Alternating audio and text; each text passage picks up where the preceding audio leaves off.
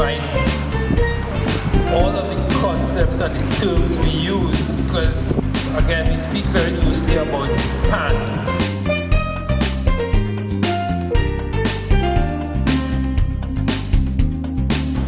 The bands that were communities are no longer communities.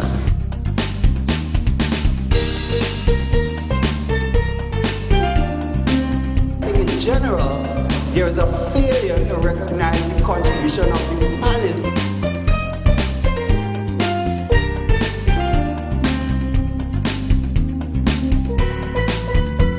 A prophet don't get no blessing in your land.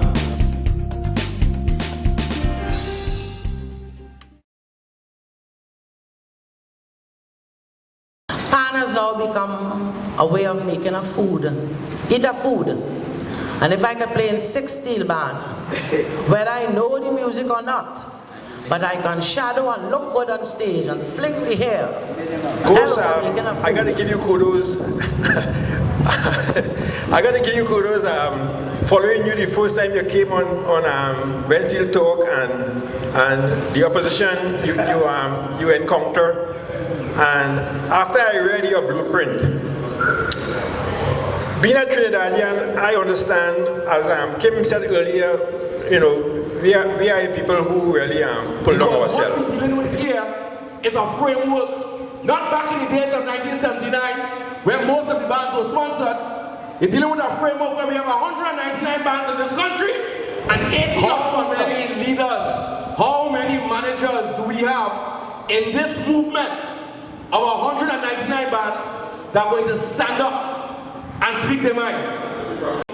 And until we start dealing with the economics of our industry, what we're going to continue to see is we're going to see young people come into this for 2-3 months of the year. Because understand this is not the American music industry. The American music industry starts in January, go all the way to December. Our music industry starts in January and Ash Wednesday morning. I have to say, I have been looking forward to coming to this meeting since the beginning of the year. I saw it on Facebook. And coming here today, I was a bit worried, I got concerned. Because as we walked in, we noticed I didn't have anybody our age. And I don't think there's an excuse for that.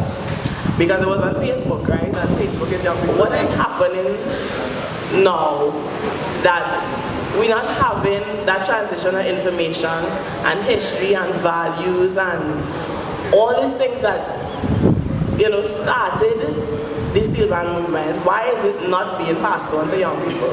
Why young people don't respect and appreciate the Steelband and they are not passionate about it the way that you are? Case in point, Panorama, that whole pan splash thing, I am totally upset about Goddard, besides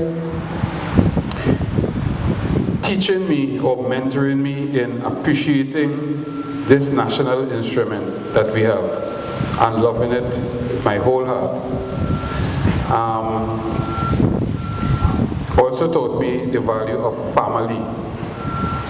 And basically, back in those days, that is what Nats was. The early days of Trinidad and Nats, it was a in terms of the Steelband movement, what has happened is that the movement has in itself lost its way. Because those of us who, from the history of the movement, understand where it was going and what it was meant to be, we forgot in introducing it to our young people and bringing young people into the steel bands to teach them that history.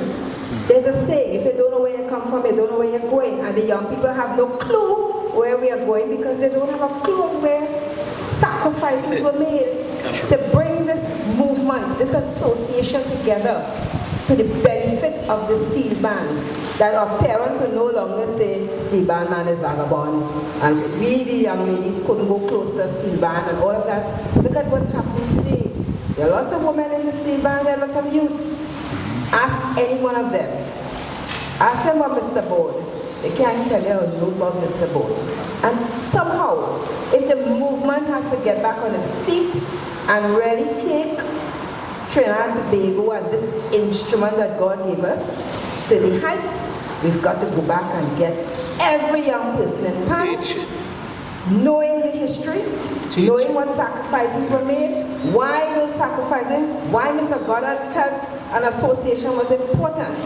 And then when we talk about the politics of the Pan, we must have a Pan Trinbago with backbone to stand up and tell the politicians this is not something to play with.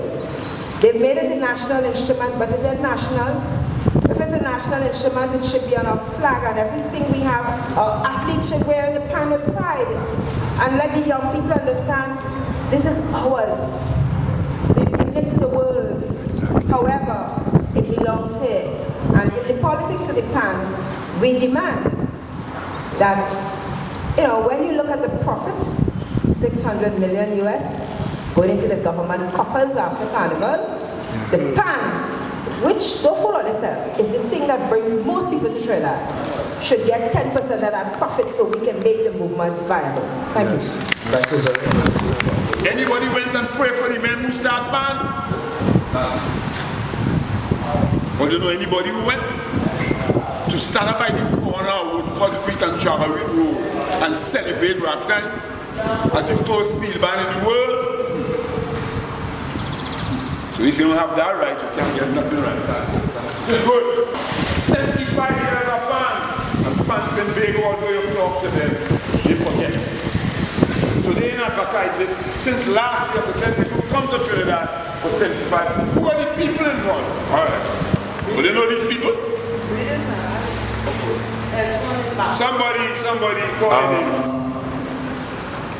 My uncle was Lloyd Evanston, they call him Street. He and a gentleman named Joe Quick from across here, straight across here, had a band named Grow More Food. The band became Tripoli.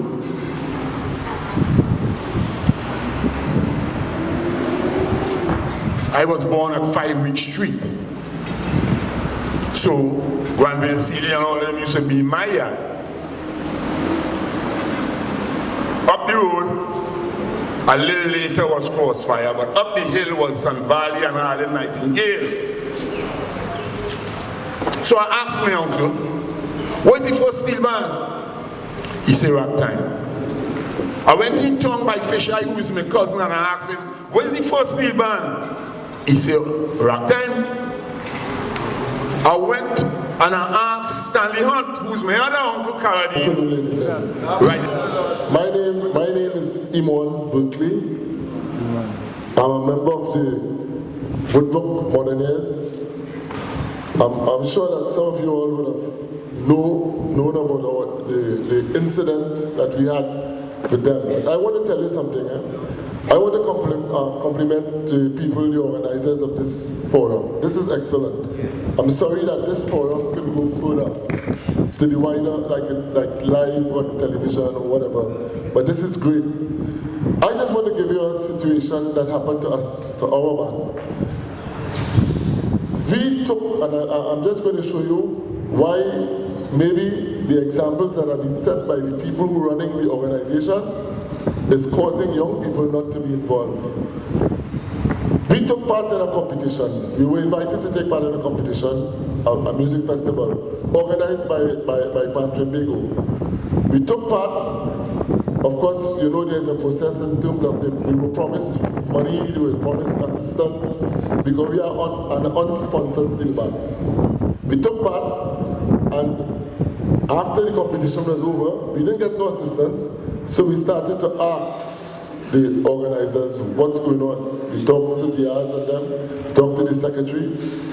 Why are we not getting our prize money? Because we came to the tournament, the competition, and we were supposed. Because of that, the amount of remarks that was passed by the president and etc. about our band, because we complained.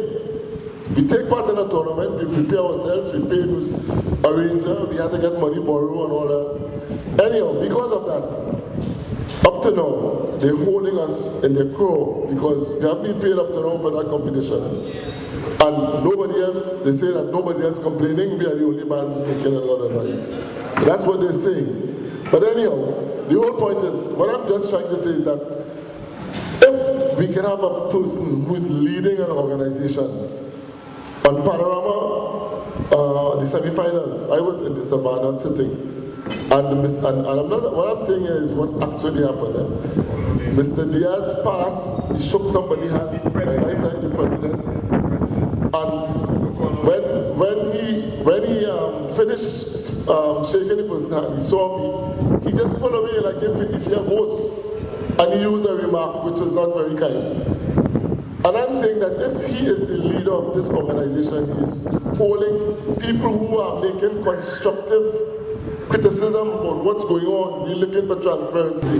We want things to get better. I just want to touch on the topic of the player playing in more than one band. I think that developed from arrangers. I want to explain what I'm saying is that the fees to arrangers started charging for panorama shows, escalated in a way where the player started to see, well, I have a word as well. Before it was an arranger arranging for a band in panorama, like how you have rearranging for things, and then it started to spread out where the arranger going here, there, and everywhere. And the player was still committed to his band. But eventually he started to realize, why am I making that effort? At the end of the day, an arranger walks into my band and they tell me, I want $50,000 for a tune. And he is not interested whether the band reached the next round or not. They don't work here, he moves on to another band. And I think this is what is happening with the players. I don't agree with it, but I think this is what is happening with the players now. And they see themselves, I vote something as well, and I'm going to market myself the same way.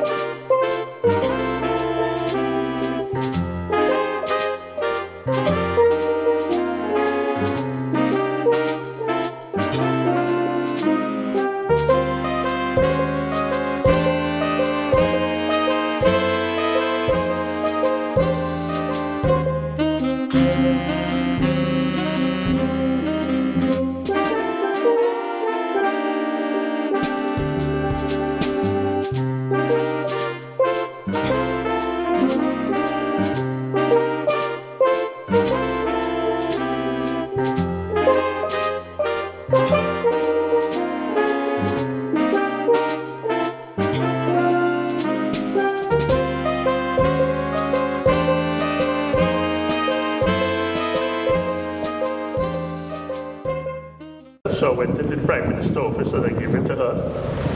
And then I walked around the savannah.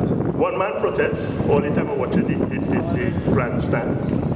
I gave the president a copy. He read it. I went around to the minister's office, Arts and Multiculturalism. I gave him a copy. And then I ended up by the NCC chairperson. And I gave her a copy. About 5 days after, I received a call from Trinidad because apparently all the politicians read the copy and they gave it to Trinidad. And the person called, anonymous, no name, and they threatened my life.